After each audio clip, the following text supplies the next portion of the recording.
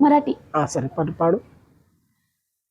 उद्धरिले कोटी कुळे भीमा तुझ्या जन्मामुळे उद्धरिले कोटी कुळे भीमा तुझ्या जन्मामुळे एक ज्ञान ज्योतीने कोटी कोटी ज्योती तळपतात तेजाने तुझ्या धरतीवरती एक ज्ञान ज्योतीने कोटी कोटी ज्योती तळपतात तेजाने तुझ्या धरतीवरती अंधार दूर तो पळे भीमा तुझ्या जन्मामुळे उद्धरिले कोटी कुळे भीमा तुझ्या जन्मामुळे. అప్పటి నుంచి స్టార్ట్ అయిపోయింది భీమ్ గీత్ పాడుకుంటా, మరాఠీ సాంగ్స్ పాడుకుంటా సింగర్స్ గా అయిపోయినావు. ఇప్పుడు ఎక్కువ మందికి నీకు చాలా ఇప్పుడు పాట కొందరికి పాట వినాలనిపిస్తుంది, పాడాలనిపిస్తుంది. అదే కాకుండా సంగీతం పైన అవగాహన రావాలంటే ఇప్పుడు మనకి ఇంట్రెస్ట్ అంటే మనకు కొందరు ఉంటారు కదా, ఇప్పుడు ఎక్కువ సింగర్స్ అంటే వాళ్ళ ఇష్టము, వాళ్ళ ద్వారా నేను ఇంకా మీ డాడీ ఒక గురువు, ఓకే మొదటి గురువు మీ మమ్మీ డాడీ అనుకున్నా, మీ డాడీతో ద్వారా పాటలు వచ్చాయి. నువ్వు ఎక్కువగా ఇష్టపడే సింగర్ పేరు ఏమైనా చెప్పగలుగుతావు?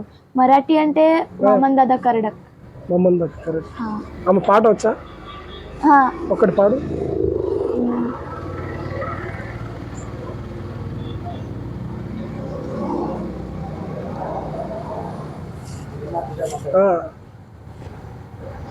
भीमा तुझ्या मताचे जर पाच लोक असते भीमा तुझ्या मताचे जर पाच लोक असते तलवारीचे तळाच्या न्यारेच टोक असते भीमा तुझ्या मताचे जर पाच लोक असते.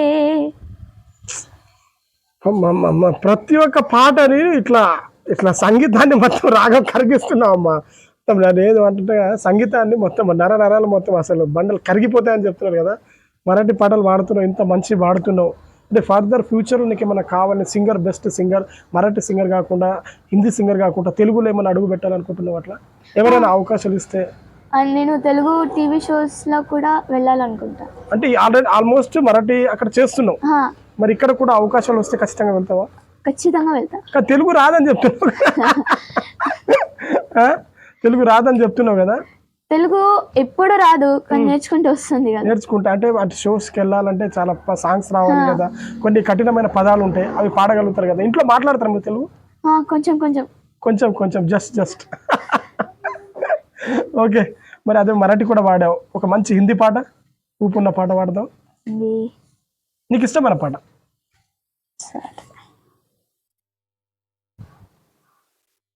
అంటే నీకు ఇష్టమైన సాంగ్స్ ఉంటాయి కదా, నీకు ఇష్టమైన సాంగ్స్ హిందీలో. ఇప్పుడు మరాఠీ 2 పాడావు, తెలుగు 1 పాడావు, ఒక హిందీ పాట.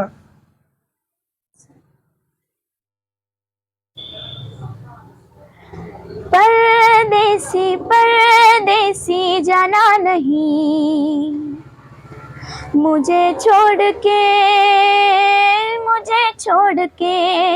परदेसी मेरे यारा वादा निभाना मुझे याद रखना कहीं भूल न जाना परदेसी परदेसी जाना नहीं मुझे छोड़ के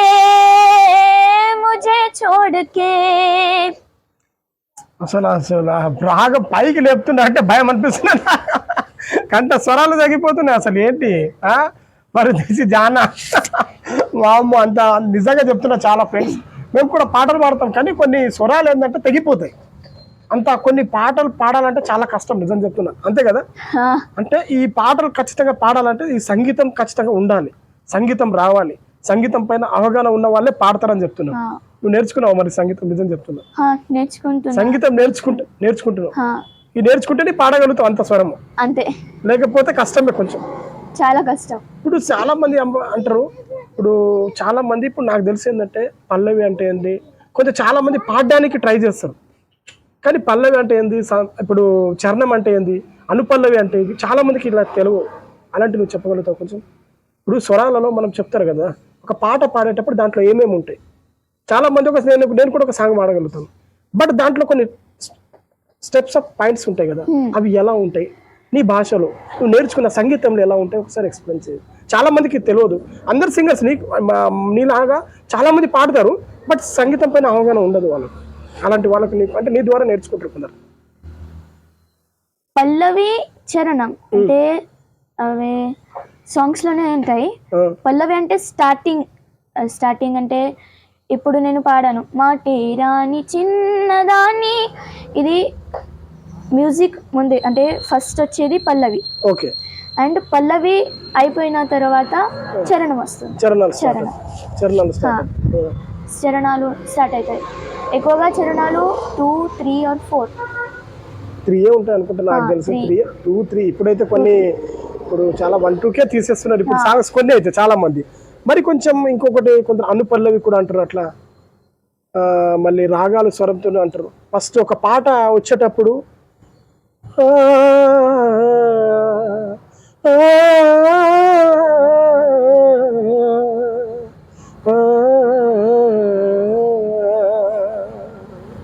అంటే పాట కంటే బిఫోర్, పల్లవి కంటే బిఫోర్ కూడా ఒక వస్తుంది కదా, దానికి ఆలాపన.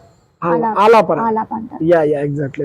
అంటే ఈ మొత్తం చాలా మందికి తెలియదు మిత్రులారా. అంటే స్వరం అంటే కంఠ స్వరం, అదే కాకుండా పల్లవి, అనుపల్లవి, ఆలాపన అండ్ ఏదైతే చరణాలు, ఈ చాలా మంది అనుకుంటారు పాట పాడడం ఈజీ అండి, కానీ వీటి గురించి చాలా మందికి తెలియదు. ఈ సంగీతం అనేది ఏంటంటే ఒక సముద్రం